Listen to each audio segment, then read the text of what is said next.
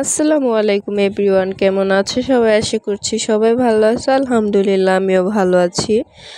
তো এখানে তোমাদের জন্য আমি আরেকটা ভিডিও নিয়ে চলে এসেছি।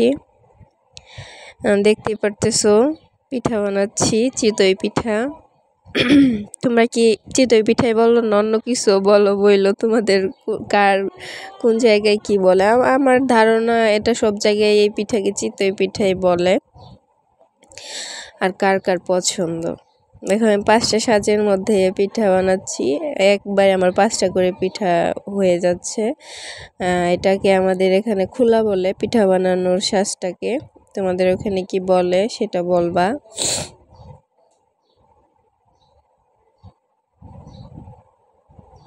সুন্দর করে আমি তুলে নিচ্ছি। আর এরই মধ্যে হচ্ছে গিয়ে আম্মু তরকারি রান্না করে দিছে গরু গোশের, আর সবাই নিয়ে খাচ্ছে। আমি ভর্তা বানাইছি 2 রকমের, তো নামাচ্ছি আর গরম গরম নিয়ে খাচ্ছে। মাটির চুলায় পিঠা অন্যরকম একটা টেস্ট। আমরা হচ্ছে মাটির চুলায় রান্না করি, ভালো লাগে মাটির চুলার রান্না খেতে। কার কার ভালো লাগে কমেন্ট করবো অবশ্যই। আর এখানে আমি হচ্ছে খোলাটা পরিষ্কার করে নিতেছি, কারণ আরেকবার দিলে তাহলে লেগে যাবে। এর জন্য আমি একটা কাপড় নিয়ে নিছি, কাপড় হালকা ভিজিয়ে একটু তেল কাপড়ে লাগিয়ে নিছি, তারপর আর কোনো তেল দেই নেই। ওটা দিয়ে বারবার পরিষ্কার করা হচ্ছে। ওটা পরবর্তীতে আর আমি ভিজাইও নাই, একবারে ভিজাইছি আর একবারে একটু তেল কাপড়ে মাখাই নিছি। তারপরে হচ্ছে কি এইভাবে পরিষ্কার করে দিতেছি যাতে না লেগে যায়। আর আমাদের খোলা এমনিতেও লাগে না, কারণ একবার খোলা টিকে গেলে আর পরে সহজে ওইরকম হয় না, সুন্দর পিঠা হয় আর কি। আর এখানে এই যে পিঠার গোলাটা আমি গুলে নিছি। এখন এই চিতই পিঠার গোলা যত বেশি নাড়বা তত বেশি ভালো হবে পিঠা। তো এই যে আমি একটু নেড়ে চেড়ে নিয়ে নিছি, তারপর আমি দিয়ে দিচ্ছি এখানে সুন্দর করে ঢেলে।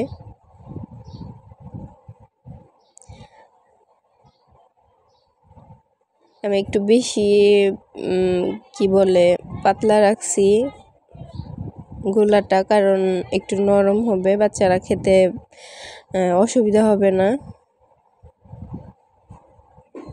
এখন আমি ঢেকে দিব, এখন হোক, তারপর আবার তোমাদের আমি দেখাবো। না হয়ে গেছে। ভাবলা এত তাড়াতাড়ি কিভাবে হইলো? আরে না, এত তাড়াতাড়ি না, আমি ভিডিও অফ করে রাখছিলাম, কিছুক্ষণ পরে আবার আমি ভিডিও অন করছি যখন কিনা হয়ে গেছে।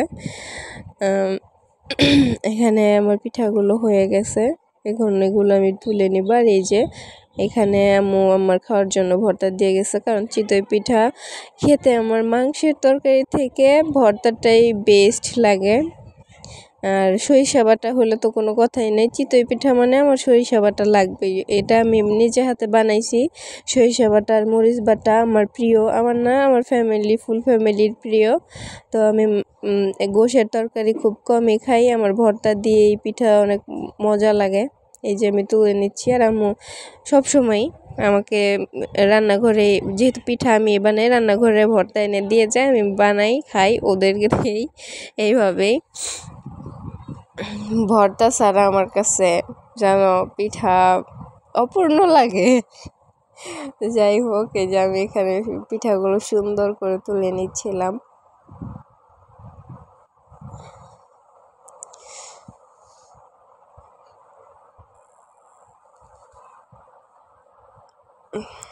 তারপরে বাচ্চারা খাচ্ছিল আর এত প্রশংসা করতেছিল, মামনি তোমার হাতে জাদু আছে, আমার ভাইগনা বলতেছে।